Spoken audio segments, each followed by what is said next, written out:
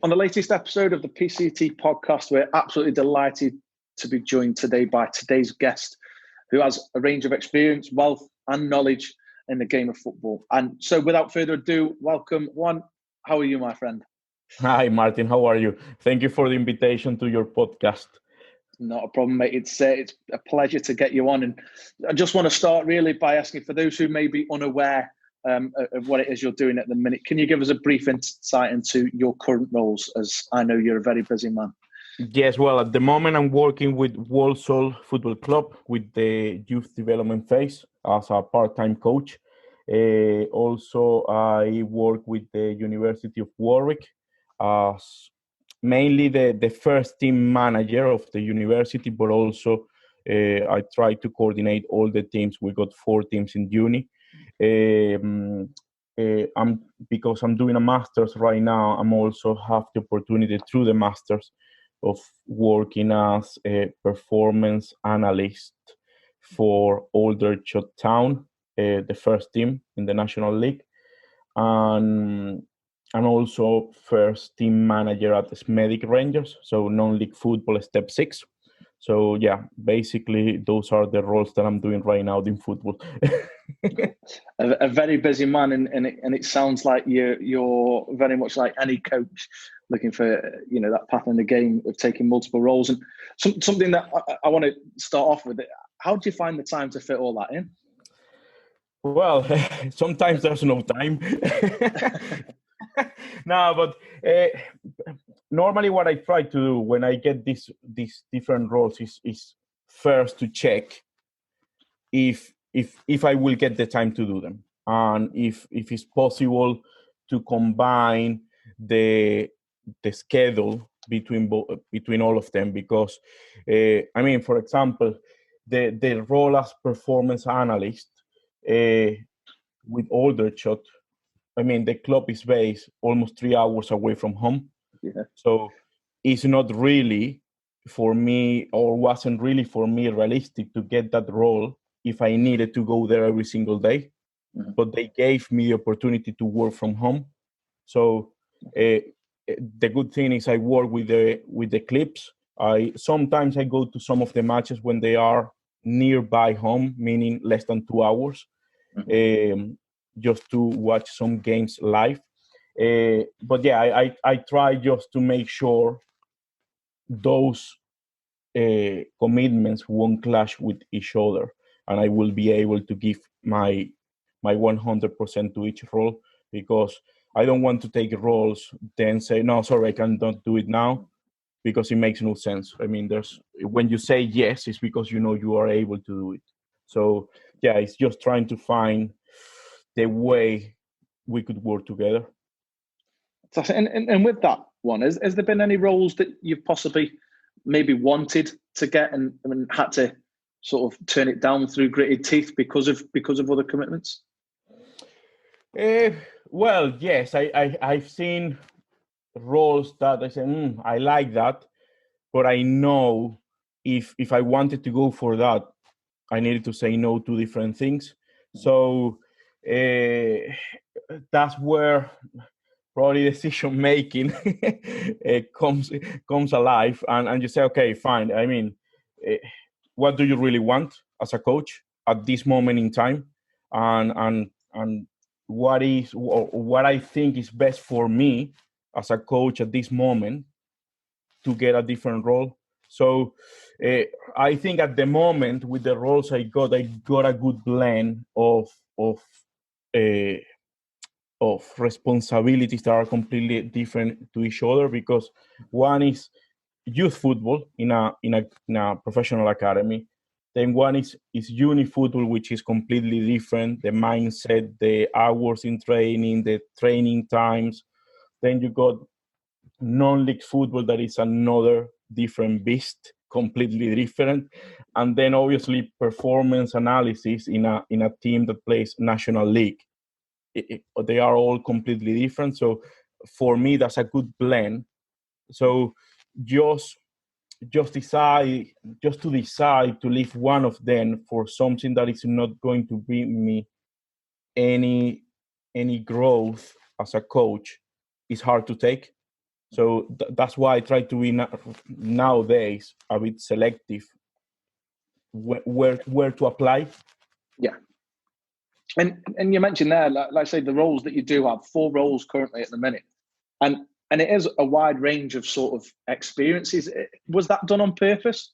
Or was that something that just came together? Well, obviously, sometimes you need to be lucky to get these roles, obviously, because, I mean, there are many people applying for this type of roles.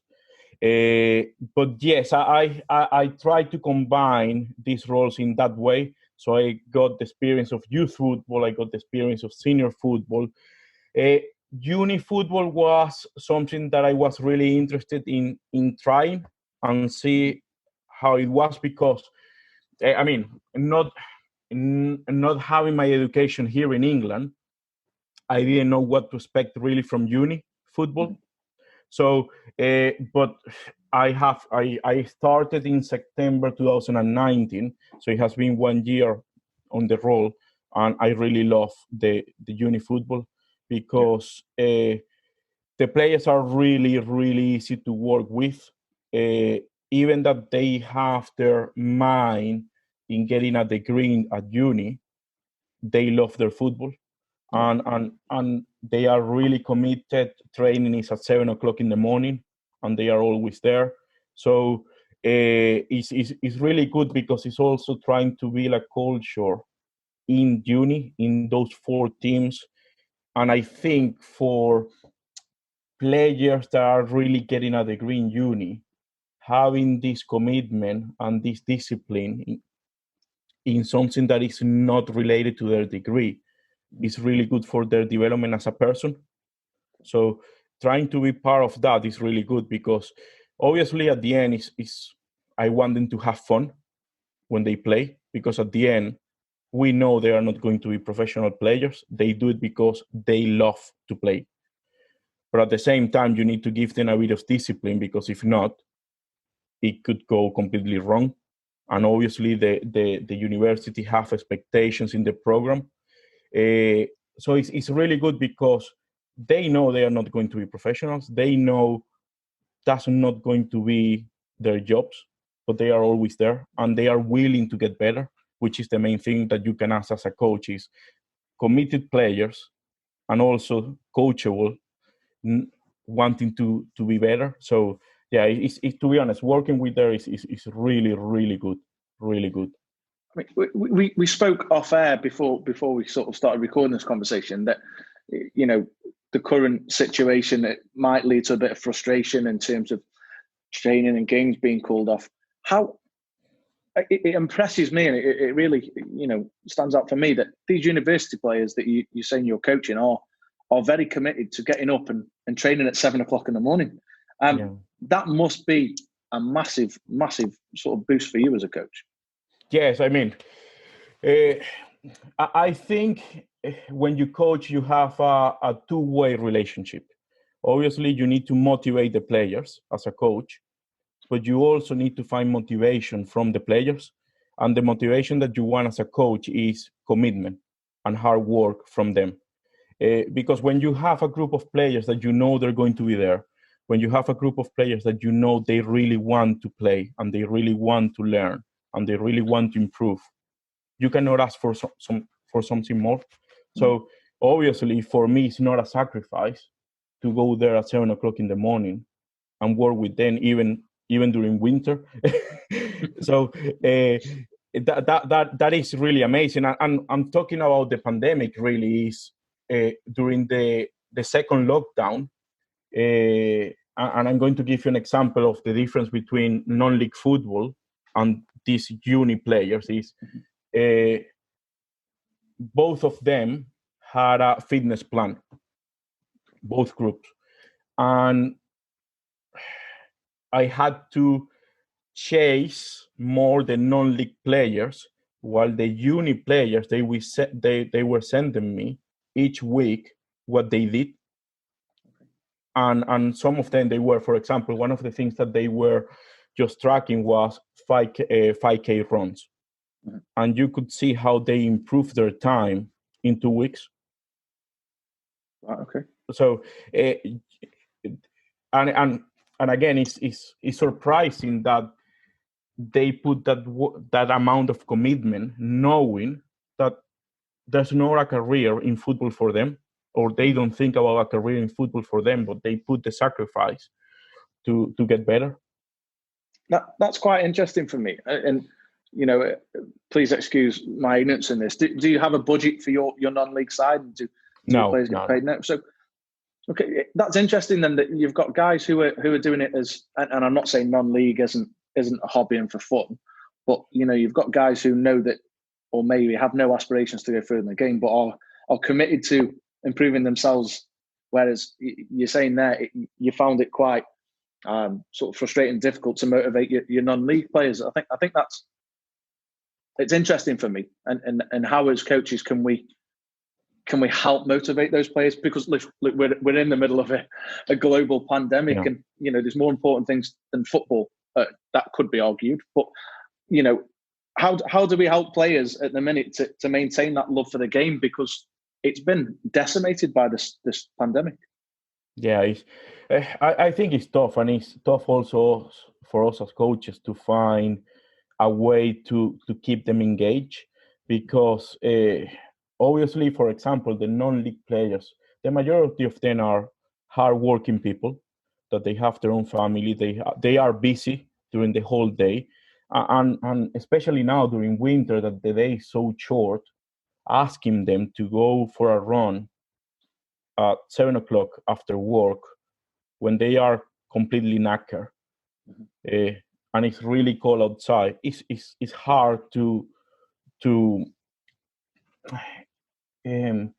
demand for them, but on the other hand, it's okay. Say, okay, fine, they cannot do it because there are good reasons not to do it every day. So how can we approach this? So instead of probably asking them, I don't know, 4 or 5 times a day, okay, whenever you got time, send me what you're doing. We also try to do some Zoom calls and discuss about tactics, and that went really well, because at the end, the coaching staff of the team, we didn't really talk. We split the groups, the team, in different groups, and we gave them a tactic and formation. So let's say this group have a 4-3-3 formation to discuss. This group have a 3-5-2, and then what we wanted really is to tell us pros and cons of each formation, but try to put it in perspective to our team, and how they think that formation might work or it might not work for our players. So it was really interesting, because it was a really good discussion that I wasn't sure how it was going to develop, because, as I said, they are busy guys, but it worked really well. So and they had at least the time to discuss football, have a bit of fun, even that it was a Zoom call, and try to do something together as a team. So it's finding different ways to try to stick together during these difficult times. And it's not only related to, now just go outside, run, do some fitness and let me know. So finding different ways to stick together. And I think also is check on them, see how they are, drop them a message, give them a phone call, just to make sure they are fine. If they want to talk, great, let's have a chat about anything. Because at the end, they are not footballers. We are persons, that's it. We are human beings, and we are suffering this pandemic in different ways. We have different realities. So I think right now it's more checking how you are as a person, and then we can start discussing about football. So I love that one. I love the fact there that you've mentioned that you've got the forefront of the players' well-being. It's all well and good us as coaches putting these demands to maintain levels of fitness, but there's bigger things going on. And I think one thing I'd ask, and I'm sure you would agree, is that socially, and in terms of social aspects, that will benefit you more as a coach by having those Zoom calls than asking players to have ownership and do 5K runs and workouts. Yeah, Yeah, completely. Because it gives you something different. It gives you something different, and probably, I don't know, if you could ask them, they might have a different view of the Zoom call. But I know the majority of them enjoyed it. And when they start discussing between each other, and you as a coach just you are allowed to just sit back and listen to them. You say, okay, fine, it's going well. They are doing this whole discussion without us, the coaches, need to intervene. So that's really good. And at the end, also what you want as a coach is you want players to have game understanding. So yeah, they need to be fit. Yes, of course, they need to be good technically. Yes, but if they don't understand the game, it's more difficult for you as a coach to talk about tactics or to talk about, okay, we're going to do this in possession, we're going to do this out of possession, transitions, whatever. If they don't see the game, it's tough. So that's why we decided to go that way about talking about formations and tactics, to also, from our coach's point of view, is to see, okay, who understand the game better in this group of players, and who we need to pay more attention of saying, okay, probably this player in particular is not really understanding what he needs to do. So we need to put more attention on him when we come back. So it was also an exercise for us to understand, okay, who are the clever guys in terms of football brain. So it was really, really useful. And again, you're touching on there, knowing the person behind the player, and vice versa, which, for those that know you, Juan, you're destined for big things in the game. And one thing I want to move on to is how you got to where you are now, because there's an interesting backstory to this. And my first question is when did the love affair with football begin? Did you start playing at a young age? Yes, I started playing when I was 4 years old. And to be honest, it wasn't my parents, apparently, and obviously I don't remember this. My mother told me that just one day, walking just outside the school, I saw a group of boys playing football, and I just said to her, that's what I want to do.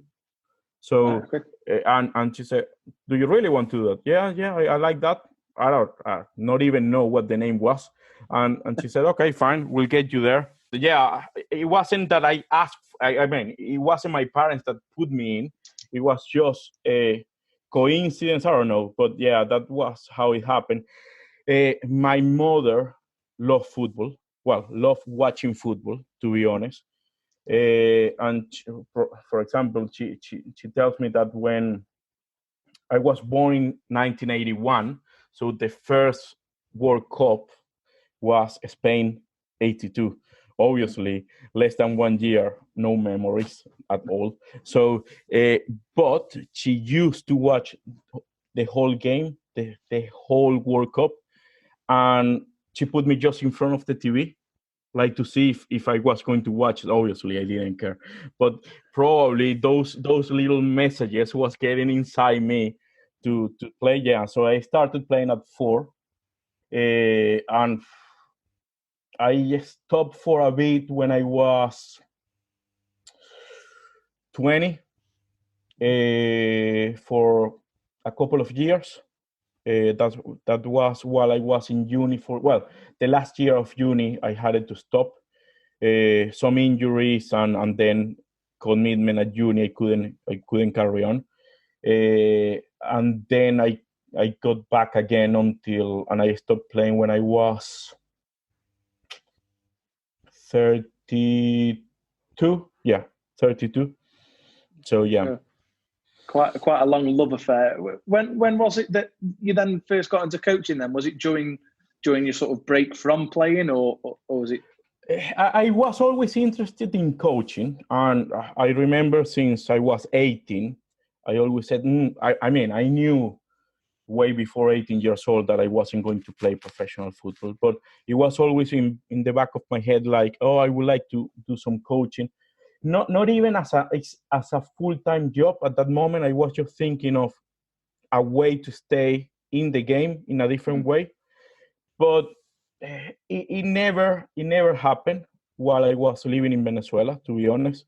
I used to have good conversations with my different coaches about tactics, way of playing, things like that, but I never really did like a training session or anything like that. So when I moved to England almost 7 years ago now, I had the chance. I mean, I was one day at home and I saw this advertise about nunnery wood coach. They are based in Worcester, and they were looking for someone, a coach, to level 1 coach, to run one of the development centers, and that was mainly boys from 4 to 6 year olds, training on a Saturday morning. So I said, okay, I didn't have the level 1 by that moment. So I called the guys, and the guy in charge, Darren Mays, had the interview with me and said, okay, you have a decent background of playing football. So for these boys, I think you're going to be more than enough. But obviously he said, well, we need you to get the level 1. I said, okay, fine, no problem. So I just got into the level 1. And since then, at that moment, you had the chance, and probably when you do your level 1 or level 2, you had the chance of going directly to the level 2. And level 1 was part of the level 2. But when I did it, I decided to go only with the level 1 because I wasn't sure about coaching. I mean, I wanted to do it, but I wasn't sure how I was going to react about coaching. And I wasn't sure if I was going to really enjoy coaching the way I enjoy playing. So I said, it's not point to the level 2 straight away. Just do the level 1 that is just 2 weekends, see how you feel, and then decide. And I love it. I love it. And since then, it has been, it's non-stop. I mean, you go to bed thinking about coaching. You wake up thinking about coaching and things that you could do to make it better, or things that you can do as a coach to make you better. So it has been non-stop since I started 7 years ago. And so, Juan, that's quite a journey from taking a role, on a Saturday morning with 4 to 6 year olds, not as a level 1, and now these 4 roles and studying on the A license. That's quite a meteoric rise. Has it been a bit of a whirlwind journey, or is it past? Well, it has been. This year has gone really quick, to be honest, and really thinking about. I was talking with my wife last night about when I started doing those little boys, and it's amazing that it has been now since 7 years since I started that role, and I look back and I think probably without that role, I couldn't be where I am right now. So for me, those little boys were the trigger to me to get, yes, do this. Do it because it's what you love. At the end, it's the game that you love. It's what you want to be involved all the time. So they were the trigger that I really needed to probably where I am right now. So dipping your foot then into coaching in that role, can you remember your first session and how it went?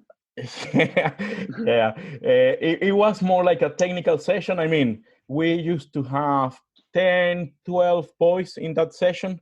So I said, well, they need to have the ball. They need to love this little thing for the rest of their life. So let's make something that is fun for them. So it was more a technical session where they have a lot of ball with them, a lot of ball time with them, and just have fun as a group of players. And it was really funny because things like, okay, you're going to run with the ball, pass to a teammate, but then high five, then come back to the next cone. So it was more like a bit of that relationship between the players, but also having the technical bits inside there. And I mean, if it was a really, really simple session. Probably if any top coach look at that, say, what are you doing? But at the end, the boys were just smiling. They were laughing. They were enjoying the session. So for me, it was nothing better than that. I mean, seeing the players just having fun, especially at that age, but it's just fun. They just need to love being there. Yeah. So it was amazing. It was amazing. What I'm keen to try and draw out as well, Juan, is you've grown up in Venezuela, playing the game that you love. You come to England 7 years ago and then get into coaching the game that you love. What differences have you seen in terms of the way Venezuela views football and the way that England views football? Well, I think there's some massive difference. I mean, England is the home of football, no doubt about that. You go to each corner, you find a football pitch, but you find a football club. And I was discussing this with my father the other day, and I say it's crazy to see teams in National League that they have better facilities than teams in the first division in Venezuela. So obviously it's a cultural shock in terms of, even that I love football, and since I was 4, that the amount of facilities, the amount of teams, the amount of people playing football is crazy here. It's crazy. I think we share the love of the sports between baseball, basketball, and football. Those are the 3 main sports in Venezuela. And yes, football has been growing up a lot in the last 30 years in the country. Especially, I would say a good era was the end of the 90s, was a good era for Venezuela. Venezuela was economically fine as a country, so there was a lot of support from private investors for the national team and the teams in the first division. So that helped the sport to grow a lot. Unfortunately, with the political situations, and I don't want to go there, obviously, it's not the same. So even that there are a lot of people working hard to keep the teams progressing and try to compete in the continental competitions as Copa Libertadores, which is similar to Champions League in South America, is tough. It's tough because there are things that are just off the pitch, outside the game, that are affecting the game. But while I was there, it was a good era, especially when I was 16, 18 years old. And I was lucky enough to live just next to a public football pitch and a futsal pitch. So I spent hours and hours of my weekdays and weekends playing there. And it was nice because I probably started playing there when I was 12, and it was non-stop for 6-7 years. Every Saturday afternoon, every Sunday morning, you were on that pitch. And we used to play more futsal, but I mean, you could be 12, but you were playing against lads that were 18, and no rules. I mean, if you call a foul, they could tell you off. No, that's not a foul. So carry on. And because you were the 12-year-old, you need to find a way to keep playing. And the thing was, sometimes we had 40, 50 people playing, not obviously not at the same time. It was always 5v5, but you had 30, 35 people waiting to play. So you knew if you lose, you probably won't be able to play again today. So you needed to find a way to win your games and stay on. Because the way we used to play, I don't know how they do it here, it's either 10 minutes or 2 goals. So either you score 2 goals or the winner after 10 minutes, and that's it. Losers out, and another team comes in. So it was try to survive every single game and stay on the pitch. That's an interesting thing there. Now that you obviously are coaching the game and coaching the youth of today. How much does that influence your coaching practices? The fact that, you mix, there's a 12-year-old against 18-year-olds and we're told like it or lump it. How does that affect your coaching practice now? Obviously, in terms of academy football, we are restrained by some of the rules. And yes, and we need to understand some of the rules have a good knowledge behind that. But also we know that there are benefits of playing a player up, playing a player down sometimes, mixing teams. I mean, for example, on Tuesday, we normally share the pitch with the under 12. So one thing that we started to do this season is once a month, we play a game, 11v11, but we mix the players. Okay. So it's just, okay, just find a way, just play together. And I think that's really good, especially, well, I mean, for both teams, because one, as a social activity, you need to now get involved with players that you don't normally get involved. Yeah, you see them every Tuesday, but they are on the other side of the pitch. But now you need to be a teammate of those players. So your communication has to change with them. It's not just hi and that's it. It's, yeah, pass me the ball. And it has been really nice because some of the under 12, sometimes they are demanding more from the under 13s. And it's good to see how under 12 are not shy to tell an under 13-year-old, you need to do this better. So I think it's important that when possible to have that interaction to play up, to play down, because it gives you things completely different in perspective. Obviously, a 12-year-old playing against an 18-year-old is criminal. I mean, especially if you do it inside an academy. But if we really think about it, how old was Rooney when he played his first match in the Premier League? He was 15, 16 years old. 16, yeah. So if a player is good enough and we understand that he has the ability to play against older players, why not? Why not? I mean, obviously, you need to start that in training in a very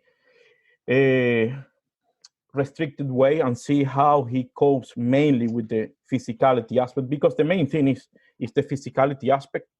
Because if he knows how to find his pockets of space, how he can cope with someone being stronger than him, and he's doing fine, okay, why not? Push the player, because that's what you want. I mean, you want to push the boundaries of the players if you really want to improve them. Because if you got an under 13-year-old that he is playing up for the under 14s, and he is the best in that team, why not try to play on the under 15s and see what happens? And then you say, okay, no, probably this is too much after a couple of training sessions. And you know what? No, the boy is doing well. Let's keep him there. And yes, and probably now and then, okay, bring him back to his normal age group and how he can bring those experiences of playing against under 14s, under 15s, back to under 13s. So it's tough. It's tough because obviously what you don't want is a player getting injured because he was playing against older lads and that they are way stronger than him. But if the ability is there, I would say, why not? When you start playing senior football, you're going to play as a 16-year-old, and you might play against a lad that is 32, 33, and it's massive. And you need to find a way to cope with that. So I think for those players that we understand and we know they might have the ability to cope, just give it a try. Give it a try and see what happens. Obviously, under these environments that we know is going to be safe, but I think it's something that could be done more, and some academics do it, to be honest. But it's and sometimes I think is how you deal with the parents, of make them understand that probably for a 12-year-old it's good to have some training sessions with a 15-year-old.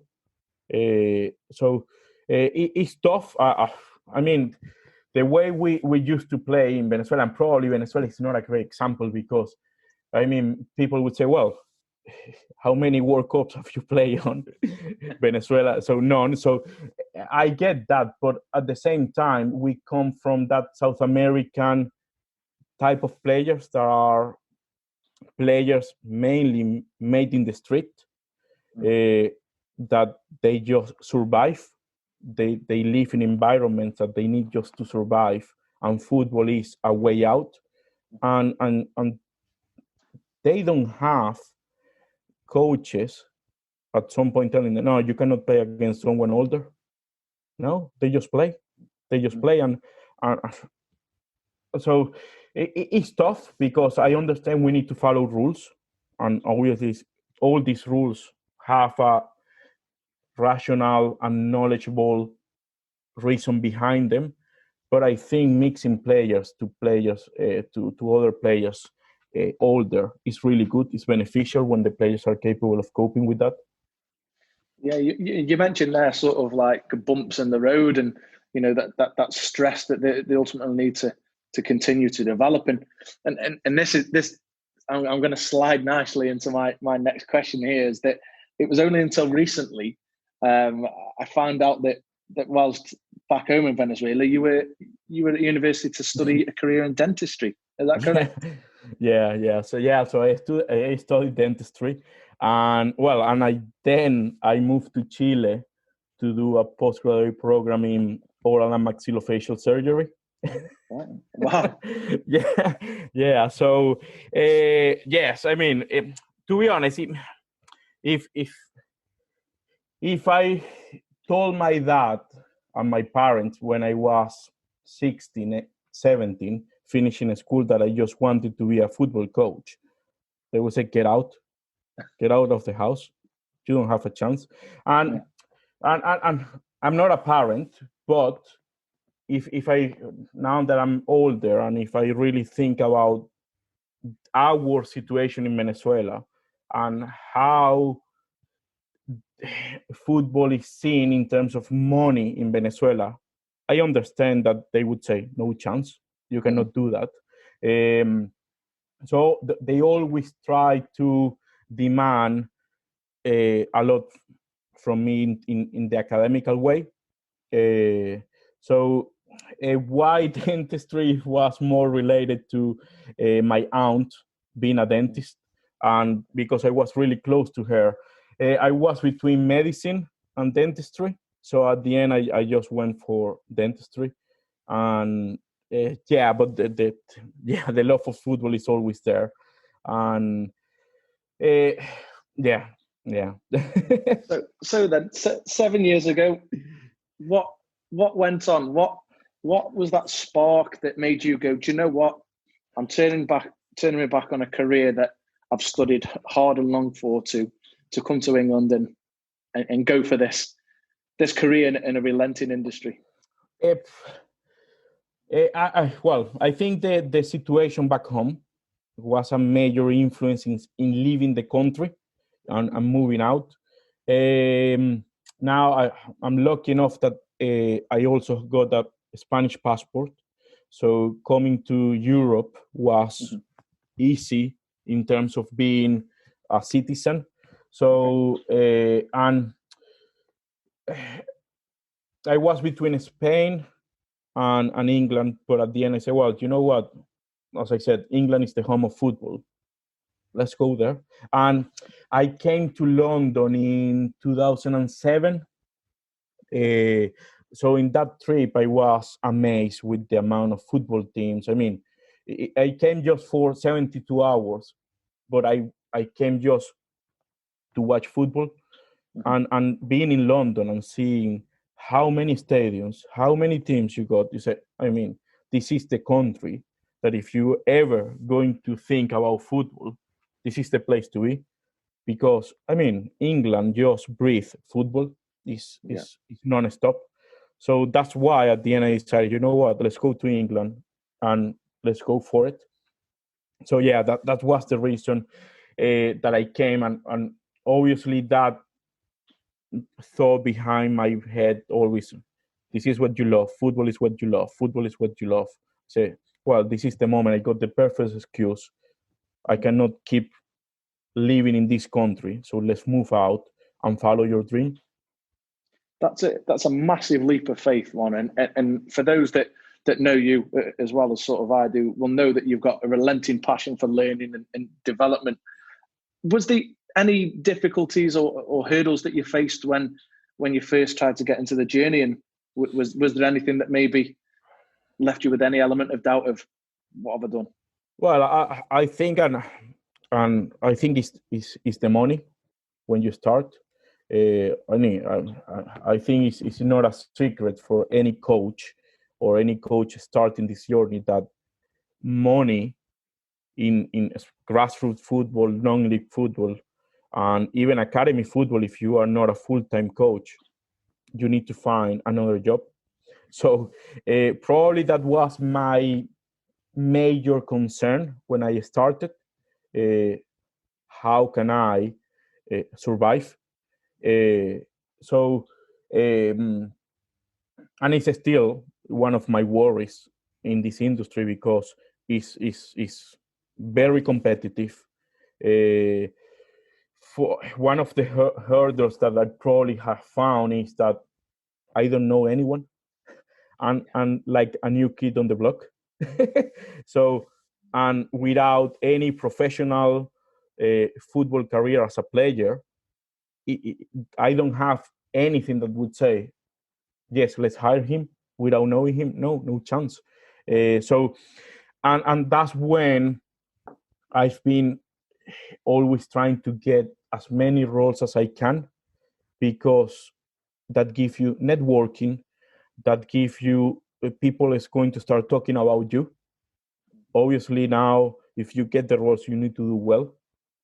So people will say, yeah, I know him, and yes, he's good. And that starts to build a reputation behind you.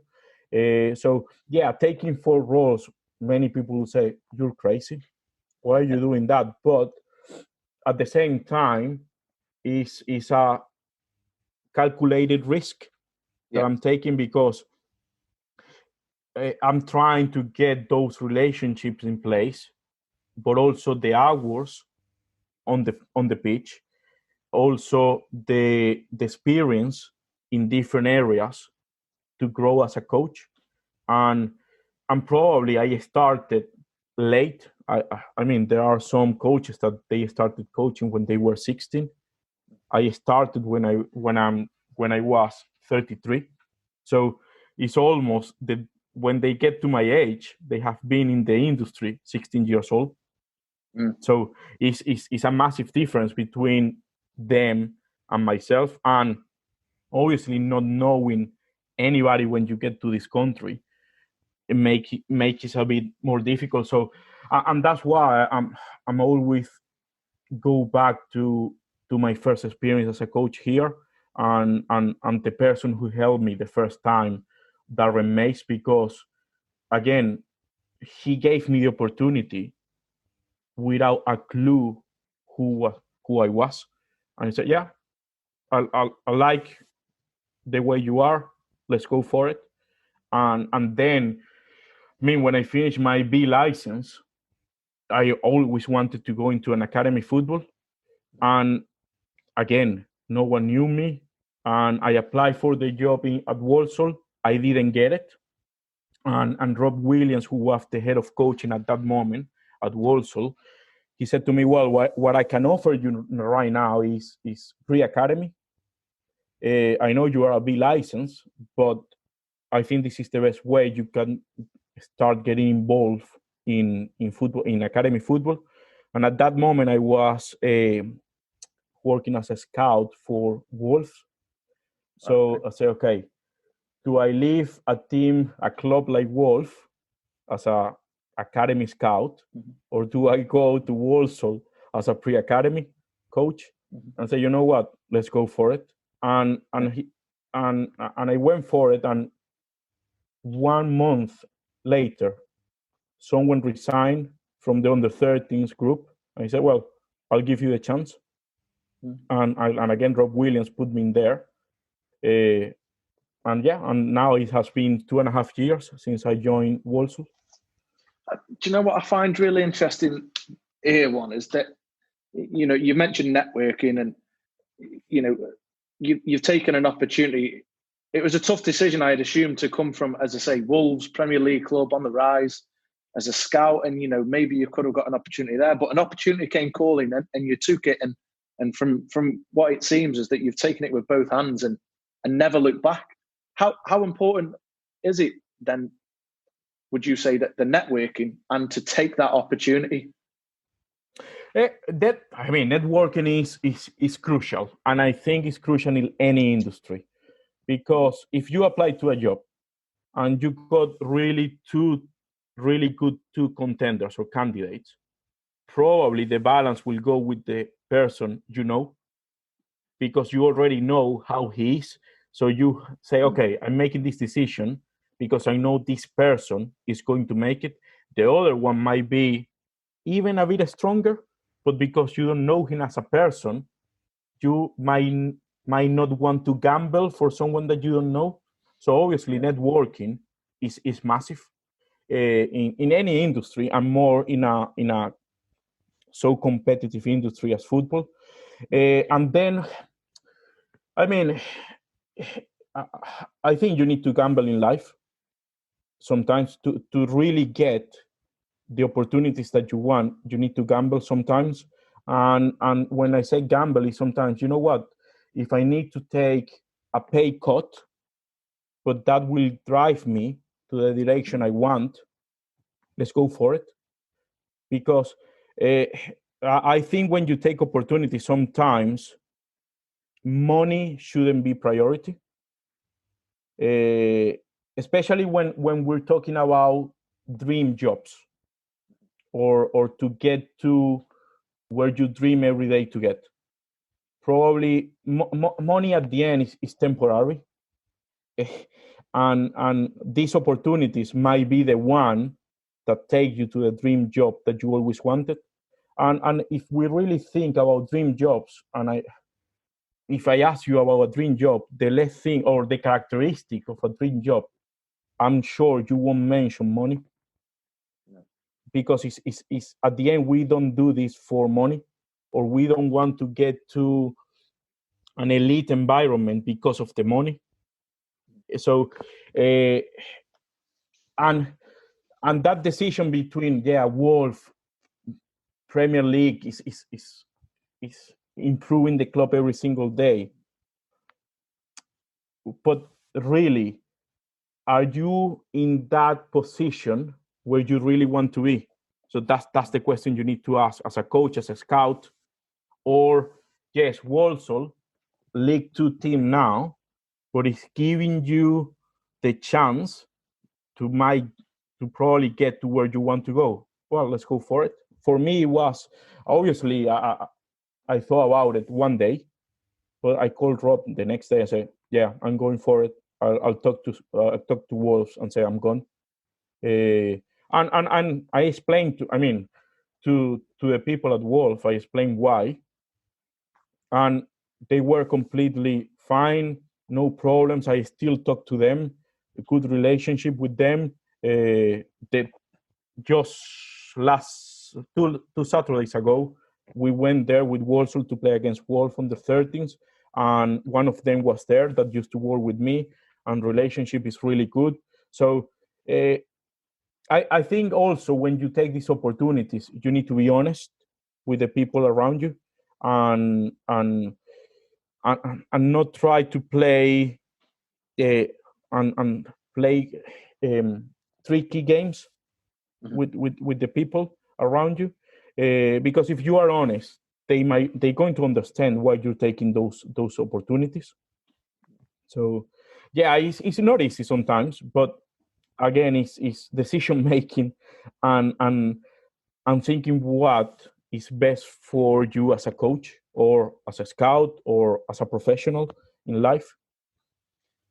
One thing I'm keen to understand is you mentioned you've taken a few calculated risks in terms of going down this pathway of coaching.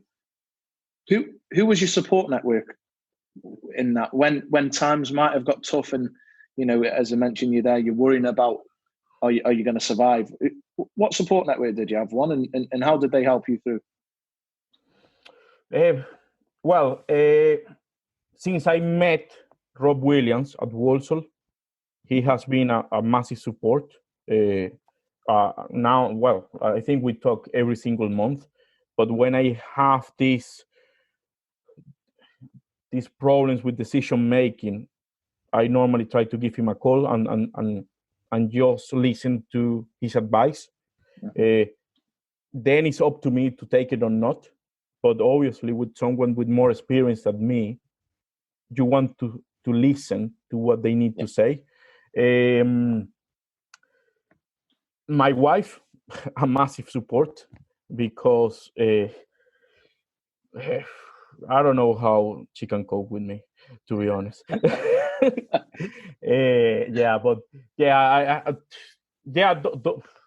My wife is the best pillar I got, because even that she doesn't know anything about football. I mean, if you ask her who is Pep Guardiola, she will tell you, "Oh yes, he's the Real Madrid coach." Oh my God, no!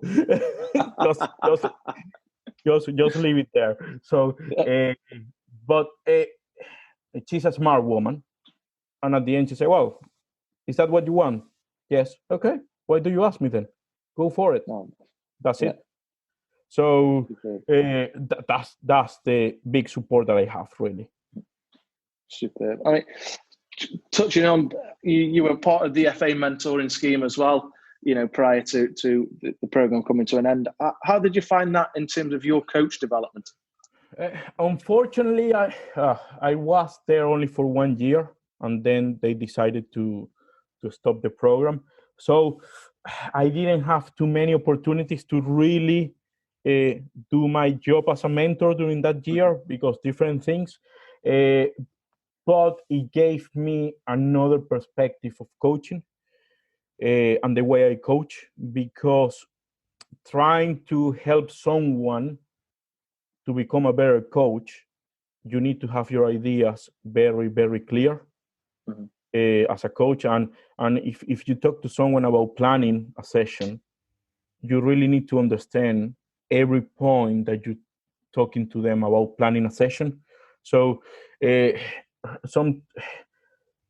it's amazing how being a mentor can develop your coaching ability as well, because it's also learning from the mentees, because they might come with sessions or ideas or the way they do things that you say, I really like this. So there are things that you might take to your own context in terms of coaching. So I think that was an amazing experience. It's a shame that they decided to close it, because I think it was doing a lot of good things in terms of coaching in the UK at grassroots level.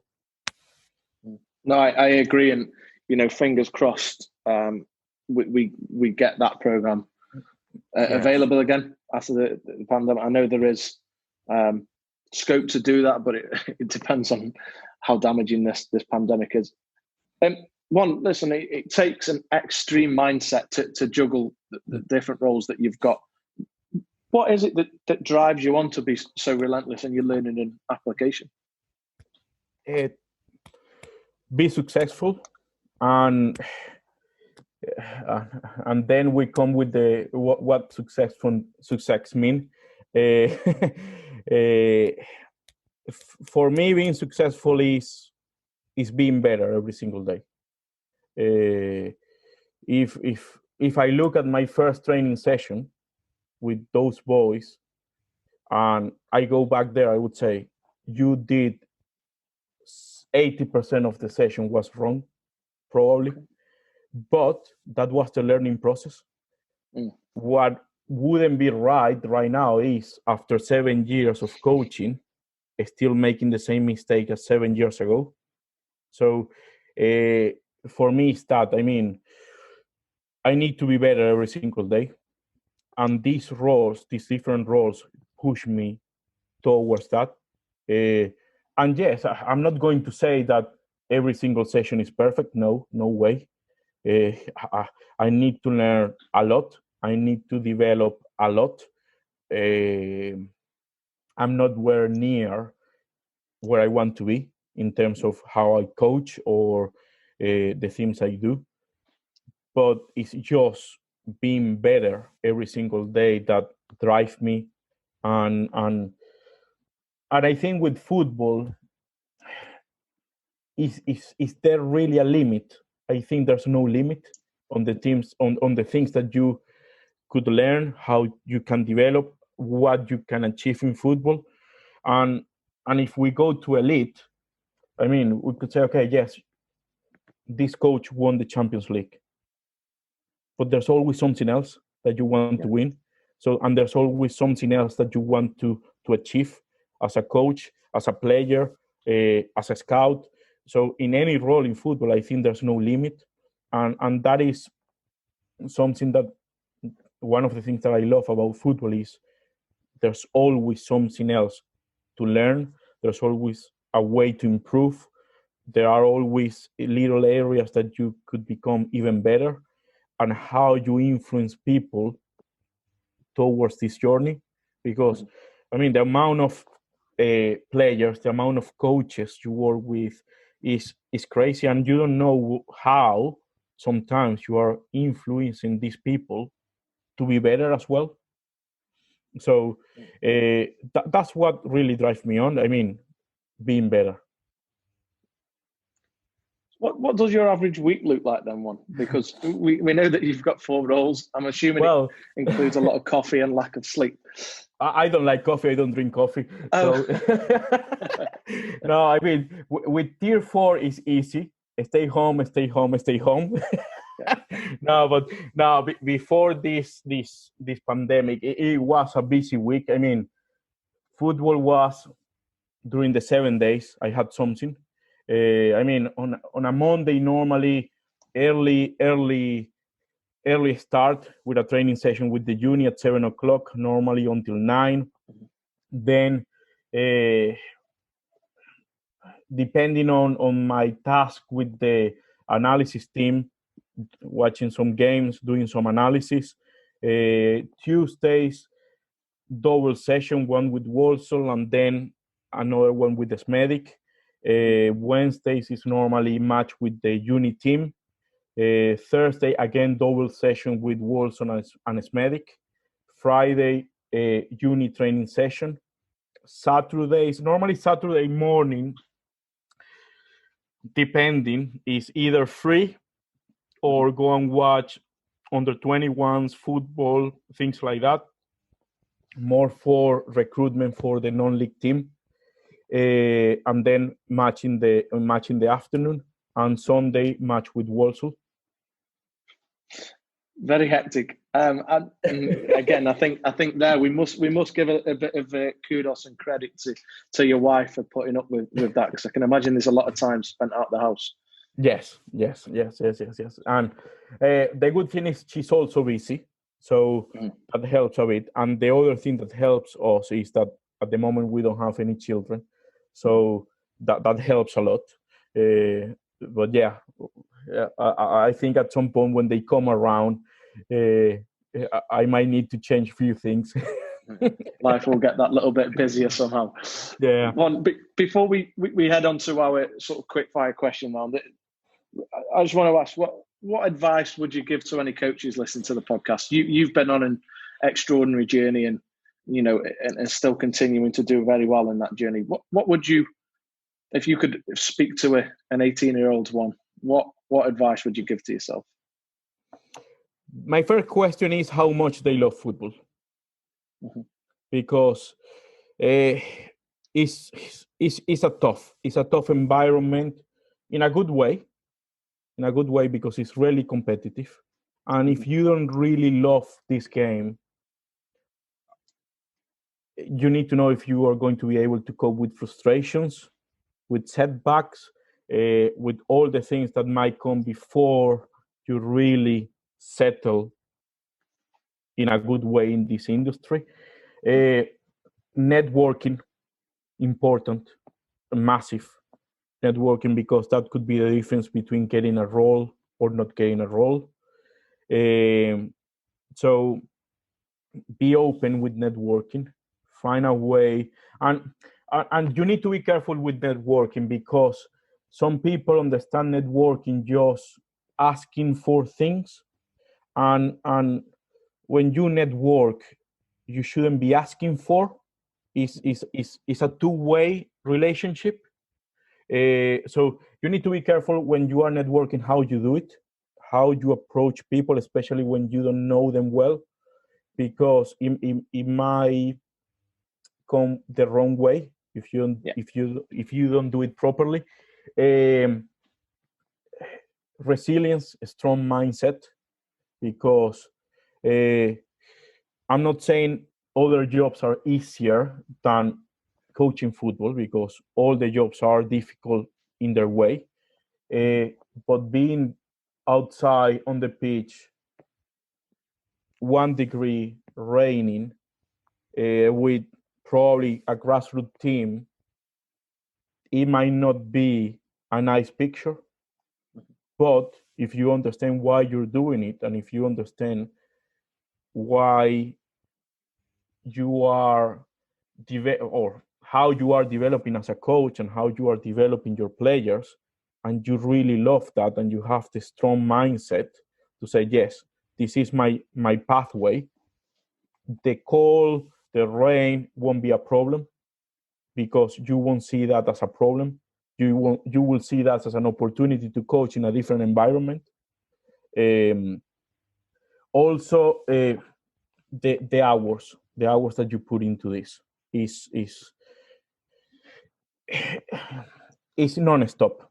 As a coach, you don't stop, because it's not just the 2 hours that you deliver a session, it's the hours you spend planning the session, but also it's the hours you spend after the session thinking, okay, what did I do, what I did well, my reflection time, how can I make things improve, how can I make these players improve, the relationship with the players, relationship with the parents, depending the age of the players. I mean, it's non-stop, receiving messages at 3:00 in the morning from some players, and or I mean, you know that the phone doesn't stop. It's always a message, it's always a phone call, but that's the way it is. So that's why if you don't really love this game, it's going to be tough. It's going to be tougher than if you really love the game. So for me, that's the best. That's the first question. How much do you love this? If you love it, go for it. Go for it, because I think there are a lot of rewards at the end of the journey. Mm-hmm. No, superb advice. What does the future hold for you then? Juan, where do you want to be in 12 months if we have another conversation, apart from healthy and through this pandemic? Well, yes, exactly.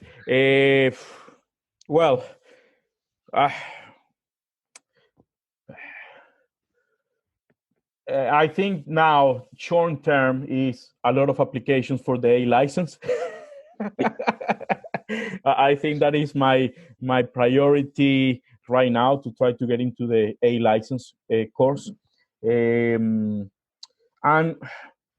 keep developing as a coach. I mean, obviously, do I want a full-time role in football? Yes, and probably that is the answer that any coach that is part-time trying to get into this industry will tell you. Yes, I want a full-time role.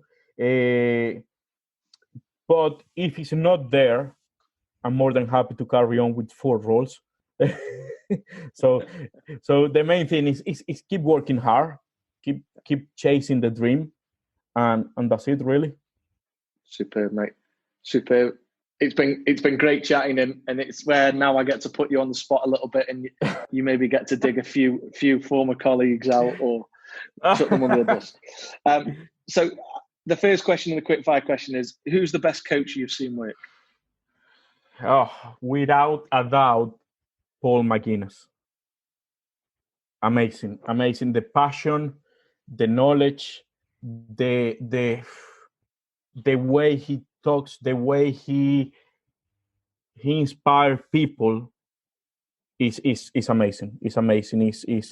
I probably watched him 3-4 times coaching, and I love every single time I have watching coaching. It's amazing. It's amazing. I agree with that. Who's your best friend in football? I would say Steve Barrow. He was the first team manager at Sporting Calza Women when I just finished my level 2, and I was trying to get into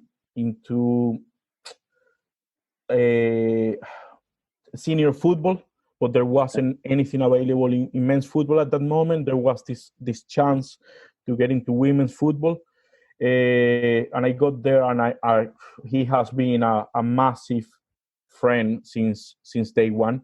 We click really well together. Unfortunately, we don't work anymore together, but we talk almost every single week about the things that each of us are doing. Without a doubt, him. Who's been your toughest opponent as a coach? This one was a tough one because obviously in academy football you don't see other coaches as opponents. Really, it's more about the players and developing them. So if probably I would say Nimesh Patel. He's the Leicester University of Leicester first team manager, and we played 3 games against each other last season in the University League, and probably he has been a guy who have made me think how to approach each game in a different way. And also we record the games. We had analysis sessions with the players, how we could do things better. So yeah, I think him. He's a smart guy. He's a smart guy. How he changed their approach in each game. Who's been the best player you've coached then? I cannot point out only one, to be honest. I think Ben Osher. He was our player at Bournemouth St. Michael's, Step 5, non-league football. And after that year, he signed for Solihull Moors. He's a superb lad, not only as a player, as a person, amazing. And I think he will get higher than he is right now. Then Owen Parry, he was also player at Bournemouth in that year. He's still there, but he shouldn't be there. He shouldn't be way higher, in a higher level, because he's a quality player, quality person, always keen to learn, still young. So yeah, he's amazing to coach, really. And then I need to pick someone from uni, James Flower, who is the keeper. Oh mate, he's so professional. That is amazing, and he's also the captain of the team this year. And how he inspired the other players to be there, how he keeps a professional environment in the team is amazing. It's amazing. It makes your life way easier as a manager, because you got that person that is always with the players, but with the same mentality as you as a coach. So yeah, I would say those 3. What's been your best moment in football to date? Winning the World Senior Cup with Bournemouth in the 2018-2019 season. Yeah, the match was played at Bestcott Stadium, Walsall, and we won against Sutton Coldfield 2-0. They are a team in a league above us, and it was amazing experience. What's been your biggest wow moment? Well, I would say 3 football related. One, meeting Roberto Carlos. That was in Madrid, just walking around, and I just saw him there, and he was really friendly. He just chatted with me for 5 minutes, took a picture with me. Really amazing guy. Then having the chance to go and watch Boca Juniors against River Plate at La Bombonera, and with Maradona on his private box in the stadium. Amazing. The environment it was crazy. And probably as a player, even that I don't have a career as a player, is playing is something similar to the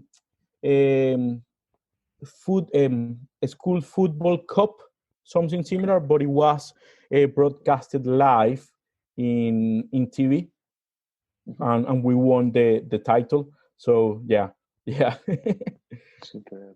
Superb. Who's been your biggest role model or influence in football? I need to choose someone that is from Venezuela, and probably one of the best coaches that we have had in the national team and in the local tournament. His name is Richard Paez, and he's also a doctor qualified. So a really smart guy. He used to play professional football, and the best era of the Venezuelan national team was under him. A really gentleman, someone that he really wanted to make a positive change in football in general in Venezuela, and he was achieving that. And then I would tell Raúl from Real Madrid. His career was perfect, not even a cent off during his whole career. A true gentleman, and if you see him now coaching and you see the team that plays under him, you see the same values that he was as a coach. And I think that's important as coaches to try to transmit those values as a person to your players as well. I think he's a fantastic role model for any player or any coach. Yeah. This has been probably the most difficult one. Describe yourself in 3 words. Passionate, resilient, and dreamer. Okay, I like that. And final question, is there anybody you would recommend or like to hear on the podcast? Yes, Rod Williams would be a nice one, but he was already in the podcast. After meeting Steve Sidwell in the AYA course, I think he's a fantastic person to have in the podcast. I think he has amazing experiences playing under Mourinho, playing Premier League, playing Championship, now coaching at Brighton Academy, pundit. So I think he could be a massive guest for the podcast. I will put the pressure on again and see if we can get him on. I know he's a very busy man, just like yourself. But Juan, look, I can't thank you enough for giving me an hour and a half of your time today. It's been a pleasure to listen to you speak. I always enjoy speaking to you when we do meet up at local events. Me too, mate. To have 90 minutes with you and talk about your story is really inspiring, mate. And I'm sure that many others will take the same feelings from this episode. So here at PCT, mate, we want to wish you all the best in your roles that you've got today. I'm sure you'll absolutely smash them. And we wish you all the best and hope you and your wife stay safe and the rest of your family. Thank you, mate. The same for you and your family. Thank you so much for the invitation. Top man, anytime. Speak soon, buddy. Yeah, take care. Hello, we're Tile Central UK, local tile stockist here on Trentham Trade Park, Stanley Matthews Way. Our opening hours are 8 till 5 in the week and Saturdays till 12. Thank you for listening. We hope you enjoy the content that we're trying to bring to you. Don't forget, new episodes will be released every Monday.